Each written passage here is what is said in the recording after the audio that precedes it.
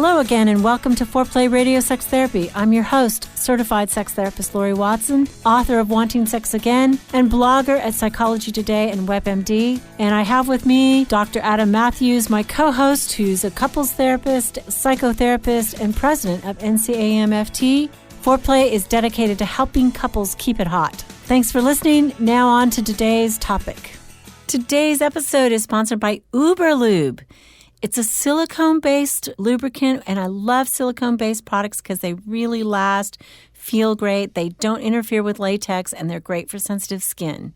Yeah, it is great stuff, and not just for sex, it's great for massages, can protect against chafing. Check out all its uses at uberlube.com, uberlube.com. On to the show. Okay, so today we're going to talk about when does sex end? Right. And this, to me, kind of hinges on one thing. What's that? And that is how you define sex, right? True. Because true. there's a recent study where they hold 480 people from ages 18 to 92, which is a huge age range, right? And they could not get people to agree on what exactly sex was, right? Mm-hmm. And there was not a consensual definition across gender, across age, orientation, anything. Like they did not agree on exactly what sex was. Some people defined it as just oral. Some people defined it as intercourse. Some people defined it in other ways. Like there's not a consensus. And so when you tell me what you think about this, but if you can't define what it is, I don't know that you know exactly when it ends, right? Yeah. So how would you define sex, Laurie? Oh gosh. I mean, I think that traditionally, probably what I hear is that both people reach an orgasm. That's sex. Mm-hmm. But really, sex is broader than that. And, it could be holding hands and touching and caressing and, even getting turned on. I mean, that could be sex, and that could be really pleasurable and enjoyable and very sexual. But people sometimes feel like, okay, we didn't have sex. It's like, well, yeah, we did. I mean, is it sex or is it a part of sex for you? For me personally. Well, in your definition, in your mind. In my mind. In your mind. In my therapeutic mind, it is sex. Okay. To be having, all of this kind of caressing and fun and arousal. That's sex. Mm. I think people should define it a little more broadly so that they, think of themselves as more successful. We are having a lot of sex. We are doing sexual things, and we're having a good sexual relationship, right? It shouldn't be defined by an act or something. It should be defined by the arc of their sexual behaviors. Right. So it's more comprehensive and holistic when you begin to think about it in that way. Yeah, I think so. And, you were talking about how people came to this idea that orgasm was what defined sex. Right. For me, it seems to start with the research that Masters and Johnson did. They were sex researchers, some of the more prominent ones, starting in the 50s, continuing through the 90s. And they really started to define sex as far as these phases, right? Mm-hmm. And right. They became a married couple at some point. Yeah. Yeah, not originally, but eventually. And I know that from the TV show. From the TV show. Yeah, Masters of Sex, right? Isn't that they have their whole TV show about them? Yeah. But the phases that they defined were really kind of a step-by-step process because they're really trying to break sex down. And so it's really a linear process of excitement, plateau, orgasm, and then resolution. And it's really a physiological model of sex that has I think they maybe added desire at some point. Right, desire that usually the first phase. Right. With Masters and Johnson's. Yeah. And so but they still are defining that as physiological, as having a start point, having an end point, which means that's how it seeped into the national consciousness. That's kind of how we began to think about sex. And so it kind of defined it as having a start point and an end point. Mm-hmm. And I kind of wonder if it wasn't defined that way because Masters was male. And, that was the way he experienced sex. It was an event. Right. So, potentially there was some influence from that as well, that it was, an isolated event versus women, I think, often define sex a little differently. Right. I mean, Rosemary Basson is another sex researcher who is more modern, and her research showed that women need the influence of connection to feel sex. to Right. feel sexual, to feel arousal, and to have desire for their partner. And that was new, and that was not something that Masters and Johnson's really studied or focused on. Right. And I think even we take bits and pieces of things a lot of times that kind of pop up culturally, right? And we don't have a full understanding of them. And we've talked about before that because it is Masters and Johnson was more of a male-based model, I think one of the things that happened is that sex for men becomes all about the orgasm, right? Not just his orgasm, but her orgasm as well. And so that is the culmination. So I don't even think men typically think about resolution to sex, and they definitely don't think about it in terms of Rosemary Bassin's model of sex, because it's this kind of idea that orgasm is the end-all, be-all, and it is when sex ends. Sex ends in orgasm. Right. And I think that oftentimes the complaint that I have in the room is that sex can end with his orgasm. Yeah. And he feels like it's a little mysterious because most men believe that her orgasm is going to happen during sexual intercourse. He thinks, okay, when I'm done, I think she came. I think it was good for her. I don't know. But oftentimes it's over. Right. He doesn't necessarily keep stimulating her or bring her to orgasm. And frequently women are acculturated to this, that they too believe sex ends when he's done. Well, but even though, Laurie, too, and they failed if they didn't climax. Right. And even when men begin to address that misnomer, then they begin to do things that help their partner orgasm, right? And the trap, though, is that's the end of sex, right? I mean, the trap is even if they begin to make the moves and shift their mind away from that myth that it's just all about his orgasm, the danger then is, right, that they still think of sex as ending with orgasm, whether it's his, hers, or both of theirs together. Right. And I think that can be dangerous. It can be dangerous, and it can be dangerous. I mean, ironically, they could be listening to the podcast and then be insistent that she have an orgasm, and she may feel it is sexual even without an orgasm, that particular event. And then it starts to be pressured. Like the whole thing starts to be pressured. We got to have an orgasm, or you got to have an orgasm, or you got to have an orgasm. And, I think this is one of the issues with premature ejaculation or ED. I mean, oftentimes the man pulls away thinking, I didn't perform. I didn't do the thing that is sexual. I didn't have sex. Versus, she may be very happy with touching and her climaxing and him not, or just having a really sexually intimate, exchange. For her, that's like, and it could. What we want it to do is we want it to count for both of them. Right. That is sex. Right. It is. Even when they both agree that it's a mutually satisfying sexual experience, if they define that as the end of sex, then they are going to stop doing the things that are going to lead to the next good sexual experience. Right, because research shows that actually that resolution phase, there's something that is very important to make sex satisfying. Right. So let's come back and talk about that, about what that is after the break. Great. Thank you so much to all our Patreon supporters, right? Yeah. Patreon is a platform where you can directly support things that you love. We really want to expand the resources that we can be able to provide to you as our listeners. If, our work touches you and our work helps you, we would be so grateful for your support. Just go to our website, foreplayrst.com, and there you can find a way to support us, and you can see our episodes and our blogs. And thank you so much, guys. Speaking with certified sex therapist Laurie Watson from Awakening Center for Couples and Intimacy.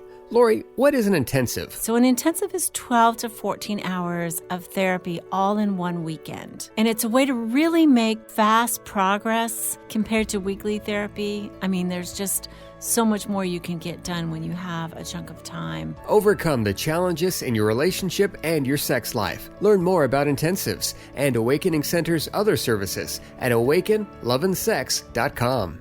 At Matthews Counseling, we believe it is our job to come alongside you in whatever difficult challenges of life you are in and help you rediscover hope and to find the strength that you have to face those challenges. We strive to create a safe and comfortable place for you to explore who you want to be and identify the obstacles standing in your way. Oftentimes, the first step toward finding help is the hardest, but it can also be the bravest. Give us a call at 919-587-8018. Find us online at matthewscounseling.net.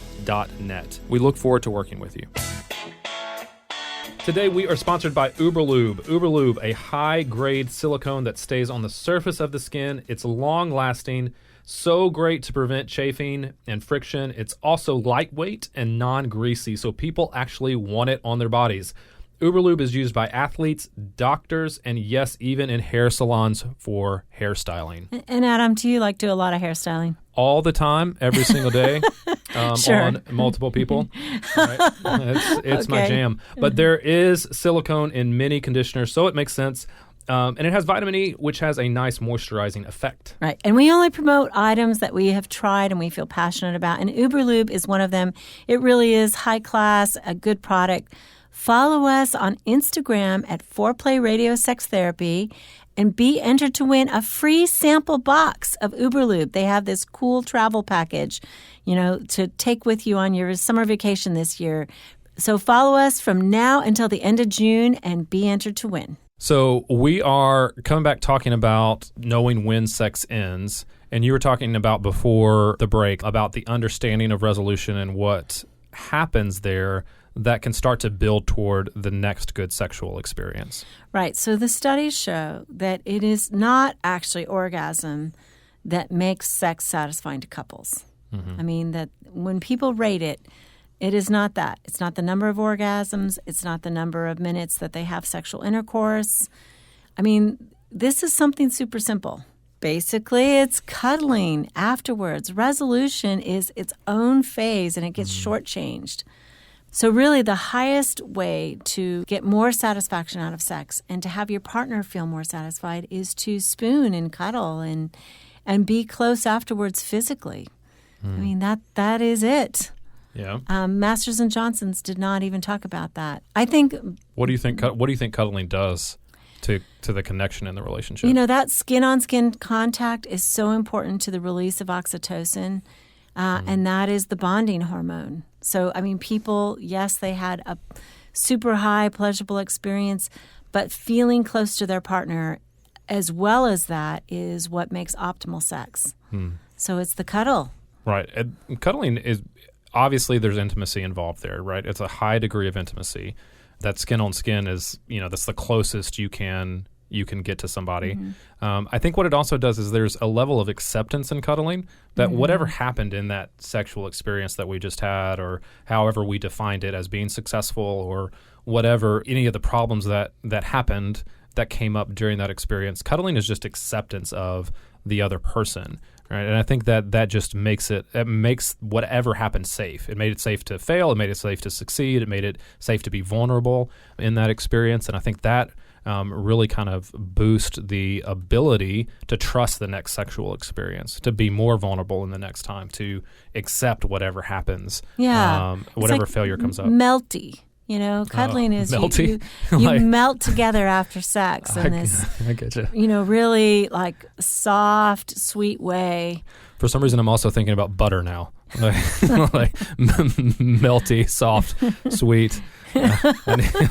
I need some toast and some butter, or I'm just hungry. Yeah, either that. Right. No, I think that this sense of the post-sex connection, the post-intercourse connection, really is something that you can end sex well. And I mean, I know so many people who say, I'd rather roll over and go to sleep or get up and have a beer and a pizza.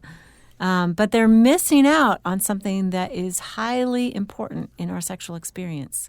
We're trying to teach you out there, right? Yeah. How to have sex that is deeply satisfying as well as very exciting and aids in your relational, connection. And this is it. Was there any, in that study you saw, is there any time length of how long cuddling should last after Are you sex. asking for yourself, Adam? Like, how long do I have to do this? Yes. You're not a cuddler?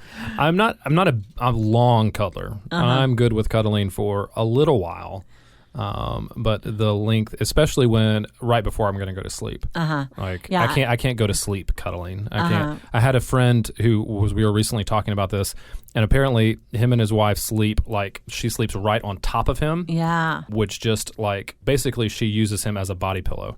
Right. And so I was like, I don't understand that. I could never ever sleep that way. I get way too hot. Way too hot. Yeah. So, not in the good way. Yeah. So I want a good amount of cuddling. Right. But I want it to, it has to have an endpoint. Yeah. Before we go to sleep. Frankly, I'm kind of with you on that. I can't go to sleep that way. So we're recommending cuddling, but we're not. No, we're recommending cuddling after you've had sex. Yeah. After and this is, even listen to my language. I'm screwing it up just because of my language. After you've cuddling had sex. Is sex. It's part of sex. Cuddling is part of sex. And we know that it extends the sexual experience in a way that gives us an opportunity to bond. And I like that debrief.